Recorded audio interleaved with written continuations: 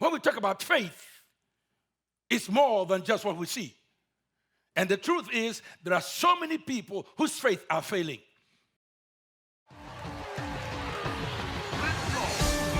Come on, everybody, get on your feet today. How many of you serve a big God? How many of you serve a big God? Can I hear you shout in this place?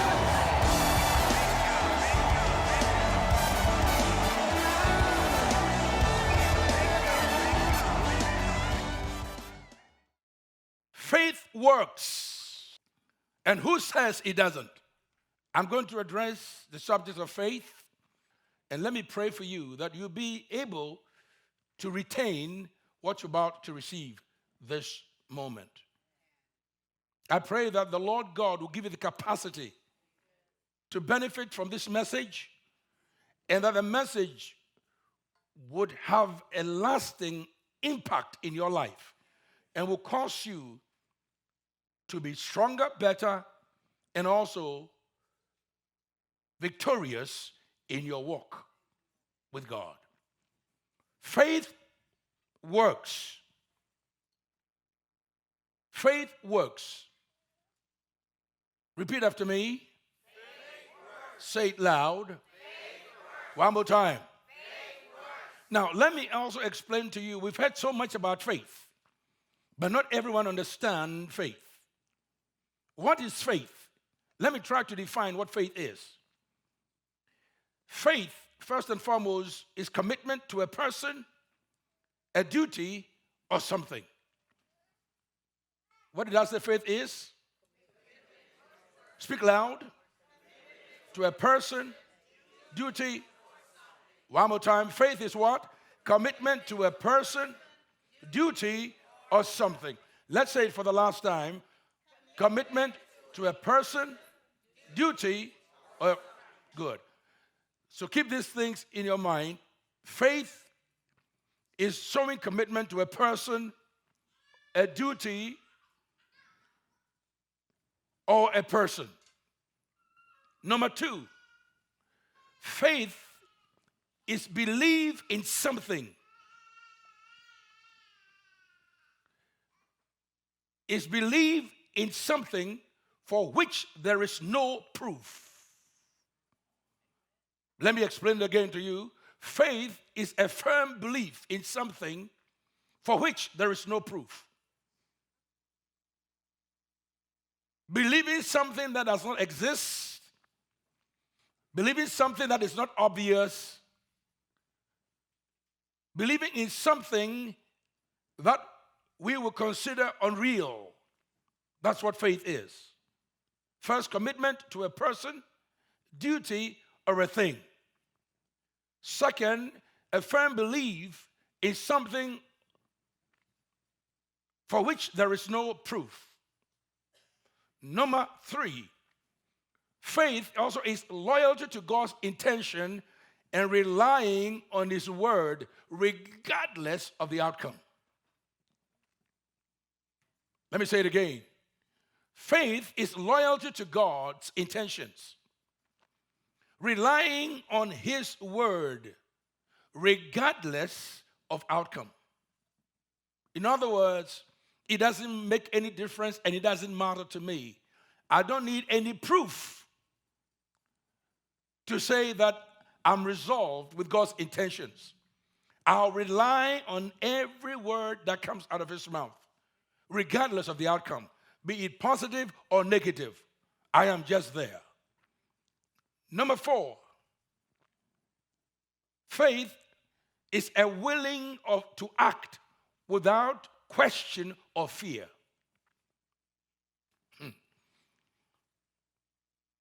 Think for a minute. Willingness to act without question or fear. You ask me to jump, I'm going to jump without asking you any question like why. Your intentions, I will not question. I am confident to act upon your word. A willingness to act without question or fear. Now, in our society, you are told never to do that. Never respond to anyone whose intentions you don't know. Don't be loyal to people's intentions and rely on the words they speak. You have to ask for proof before you trust a person. No commitment to any person. Don't commit yourself to anything, or don't commit yourself to any duty. Don't be duty bound. This is how we think. Now, another point of loyalty, the fifth point I want to raise is that loyalty, faith is being convinced and assured of something, yet without evidence. Yet without what? Evidence. Now, this is the kind of God we seem to be following. You are convinced and assured of something, yet there's no evidence to support what you're convinced of or what you are assured of. This is faith. Can I say to you then that we've got a long way to go? And can I say to you, by this definition, many of us then will ask ourselves the question, can I believe in God? When we talk about faith, we're not just talking about going to church. When we talk about faith, we're not just talking about what you know to be real. When we talk about faith, we're not talking about something that you've touched, you felt, and you believe in. We talk about faith. We're talking about belief in something which there is no proof. Being loyal to God's intention, relying on His word, regardless of any outcome. You are willing to act without any question and without exhibiting any fear. You are convinced, you are assured of something, even though you are not too clear, yet you don't need any evidence to prove anything. This is the kind of God we're supposed to serve. Everybody needs faith. Every one of us needs faith. You have to actually show complete dependency on God. If you are going to go with God, you have to show complete dependency on God. Many problems that we have are meant to test our resolve to see if we really mean that we have faith in this unchanging God. Many people get discouraged and they abandon the process living for God. Many people get so crushed by temporal challenges that they no longer actually hold on to their basic belief that in spite of it all, God is still on the throne. There are so many people whose relationship with God is bent on what they get, is bent on the temporal profits, is bent on what looks good and what feels good.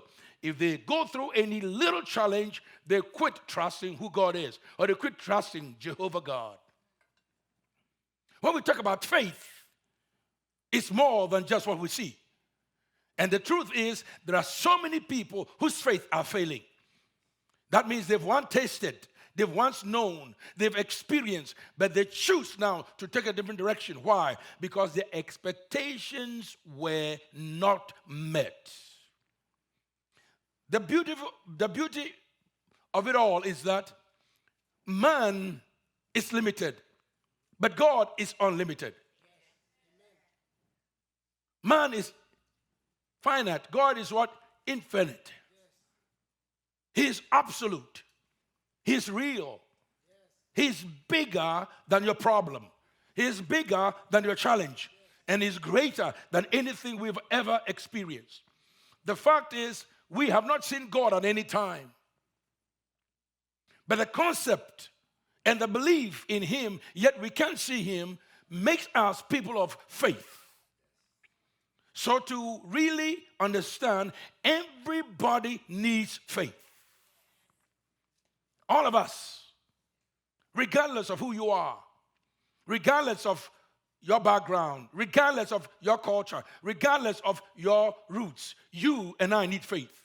And when a person says, I have faith in God, what they are saying is, I am demonstrating total belief. total trust, and I'm completely loyal to a God I have not seen, but my heart tells me he exists. You have to show, again, complete dependency on God. Number two, you have to demonstrate total belief, trust, and loyalty in God. I have been working with God not too long, only 53 years. I started serving God, ministering 53 years ago, August 25th, 1966. But I can tell you that even though this walk, this journey, this experience, trusting God has not been too comfortable in certain areas, but I don't equate my comfort to justify who God is. God is beyond my comfort. He existed before my comfort or uncomfortness appeared. And it's a decision that one have to make. So I made this decision very early. If I'm going to trust God, if I'm going to believe in his word, if I'm going to be loyal to him, then I have to demonstrate it in action. The Bible tells us in Hebrews chapter 11, verse 6. I want you to come along with me. Hebrews 11:6. Listen to what it says. I love this verse very much. It's very inspiring to me. He says this, but. Everyone say but. Say loud. Again. But what? Without faith. Got it? He said, but without what? Faith. Let me put it this way. I am going through challenges. Let me bring it to the human terms. My life has been a rut. Everything around me is failing. Our government is failing. Society is just gone bonkers. We don't know where to turn. And all of this, so how do we solve this problem? All of that. But, in spite of all that is going on, but, without faith, it is what? Impossible to please God. Now, what is the greatest intent of humankind? To be able to please the one who takes care of us, or the one whose provision makes us live, or the one who is absolutely in charge of the breath that we have. If you only find out that this person is responsible for your comfort, your loyalty or commitment to be at least loyal becomes paramount. That means if you really want to please God, you cannot do it if you don't have faith. Without faith, it is absolutely impossible to please God. That's simple and simplified. It means that you don't have to be religious. You don't have to smoke or not smoke. If you want to please God, whether you go to church or not church, it says it's faith. And by the way, there are so many people who were born into spiritual, born in the Christian homes, or born into Christian environment. But they don't have faith in God. They doubt God all the way. They don't rely on him and they are not loyal to him. If they have to choose between commitments, they will take commitments because it's more obvious than they will trust God for his provision. That is why many people can't serve God and will not serve God. They love him, they like him, but they don't have total belief in his words. They cannot trust him and they cannot rely on his promises. Therefore, loyalty to God is questionable. Let me test you. Are you willing to quit your job to serve God and believe in provision? The answer, I'll give it to you. I'll help you. No. Let me test you. Are you willing to leave all and totally yield to God for whatever he will tell you? The answer is so and so. But honestly, no. Let me ask you again. Are you willing to forsake your husband, your wife, your son, your children, your job, and all the things you've achieved for God? The answer is no.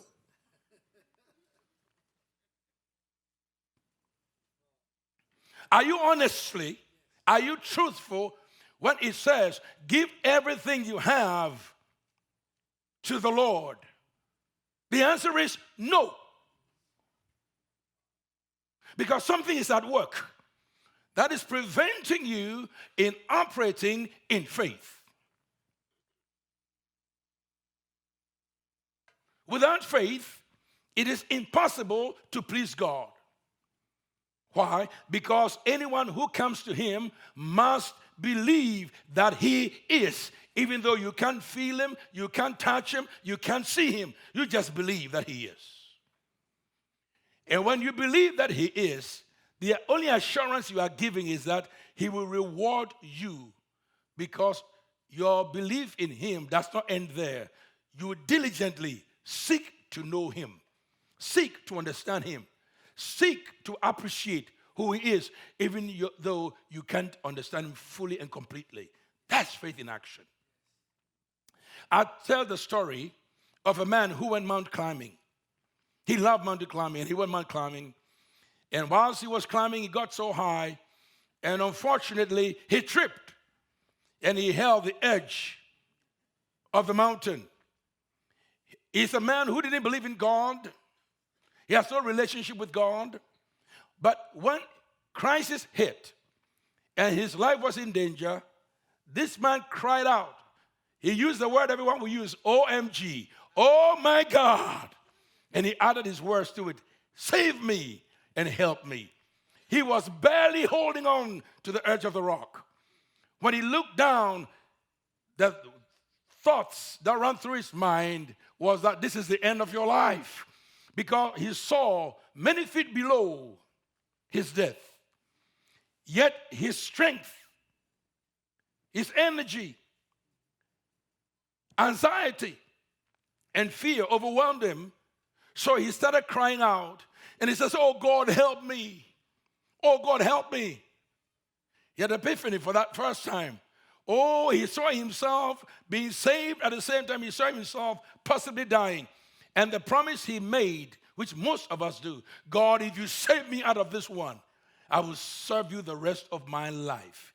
Most of you say that when you are in crisis. God, if you bring me out of this mess once, you save me from this sickness, and you save me from this bankruptcy, and you save me from this problem, and you save me from this, and Lord, you do all this for me, I can promise you, I will serve you the rest of my life.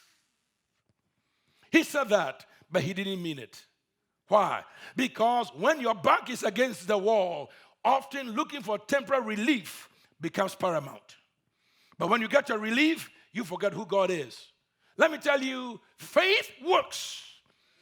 He started crying out, God save me, God save me. I promise you, I will serve you the rest of my life. And as he was screaming, he was fainting, weak, and he heard this voice, my son, I am the Lord your God. Remember, I said, God, you can't see. God, you can't see. You have to love a God you can't see. You have to trust a God you can't see. You have to follow a word from a God you can't see, but yet out of the belief you come to know. My son, I am the Lord your God. Do you trust and do you believe I can save you? And the answer is yes, Lord. Do you believe I can rescue you this moment? And his answer was, yes, Lord. Oh, God. Oh, God. I'm so glad I've heard from you. I promise you I will serve you and do everything you ask me to do. And the voice said, God speaking, if you believe I can save you, let go and let God. When he heard the word, let go and let God, he looked around him again. And the next voice that came from him was, is anyone else out there? He no longer believed, because by sight, by fear, by feeling, he concluded, I am no dummy, and I'm not going to let go of this rock. I'm going to hold on to it with the life of me. But yet the God he doesn't see, the one he needs to be looking for and for his crisis he was crying unto, just said, let go and let God. And he said, is anyone else out there? This is the position of many people, including millions of those who have expressed faith in God. You only trust God based on convenience. When you tell stories and people share their testimonies, some people sit and laugh. They say, man, that is very funny. Because let me tell you something. If you believe in God, you will not only believe that the whale swallowed Jonah. You can even believe when it says Jonah was able to swallow the whale. If you have faith, the things you believe are the things that doesn't make sense. Faith doesn't make sense. However, faith works. Faith doesn't make sense. However, faith what? Works. I'm a product of faith. I believe that without faith, I cannot please God. And so should you. So if you want to please God, have faith. If you want to please God, have faith. If you have faith, that's when you begin to please God. Because without it, it's impossible. I don't care what you do. All your religious activities will amount to nothing. All your goodies will amount to nothing. All your human perfection will amount to nothing. It is by what? Faith. And through faith are you saved. It is not by works, lest any man should what? Boast. It is all by faith in God. What changed you? How can a person who's born or destined for destruction all of a sudden come to salvation? It's all by faith. Faith works. I said faith works. Come on, say it loud. I said faith works. Listen to this. Everybody on earth needs faith. But not everybody has faith. Everybody on earth needs faith. You need it, and I need it. Faith is a necessity. You need faith. Every husband, listen to me. You need faith. Every wife, listen to me. You need faith. Every child, listen to me. You need faith. Everyone watching, you need faith. Faith is a necessity. It is not an add-on. It is an introduction to real life. Faith works. Everybody on earth needs it. But as I've said, not everybody has faith. And faith is something you cannot ask God to give you. Faith is something you have to develop. God, give me faith. No. He's faithful. If you come to him, you have to make a choice to operate in faith.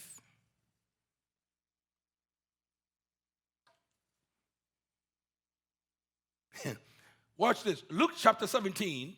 Let's see verse 5 and 6. Luke 17, 5 and 6.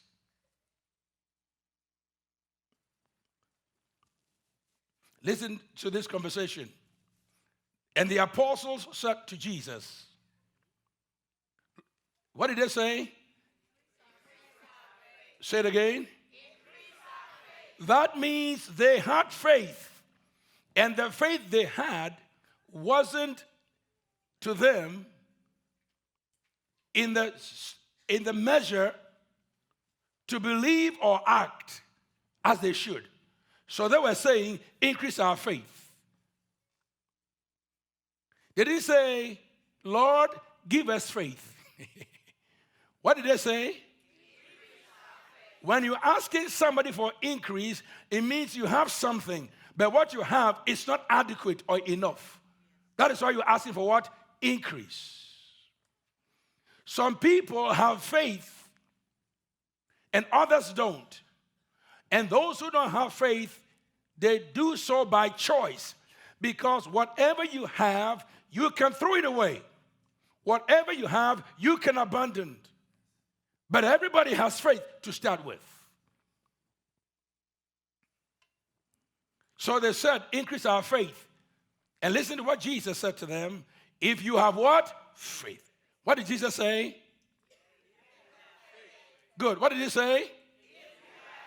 One more time. What? Look up. What did he say? The word if means probability. You may have it or you may not have it. If you have it, then this is a measure you have to start with. But if you don't have it, it means what you had, you abandoned. If you have faith, they say increase our faith. Oh, okay, you want faith to be increased? But if you have faith, then there's no need for me to increase your faith. If you had faith, then this is what your faith can do. Your faith can increase in itself if you put your faith to work. So you can have many people, they believe in God, but they struggle to trust God with their personal health. They struggle to trust God with their finances. They struggle to trust God with their families. They struggle to trust God with their future. And they walk like zombies, or they walk as those who have no hope. Why? Because for them, if they don't see it, they don't believe it. And I'll come back and show you what happens and how people operate when they don't have faith. So they said, increase our faith.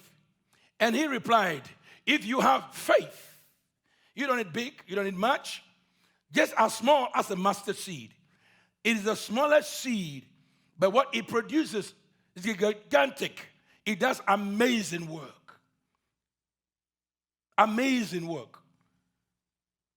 It's as dynamite, as strong, as potent, and as real. If you have faith as a mustard seed, this faith can move a mulberry tree. In other words, your faith as small as a seed can move things out of the way. Your faith can literally hold the enemy at bay and obstruct or undermine the devil's plan against your life.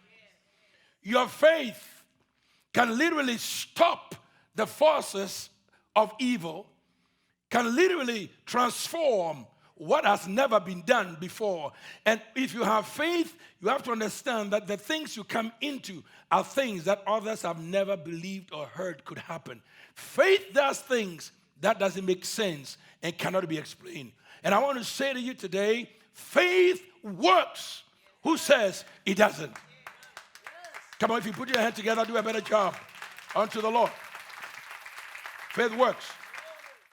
Thank you very much for joining our streaming. We hope you will continue regularly. We have positive, inspiring messages designed specially for you. Our goal and our vision is to help you to become all that God wants you to be. And also in your Christian walk, you will be successful. We want you to continue also to support Life International on a regular basis. Go to lifeinternational.us give. And I pray for your commitment. God bless you for giving.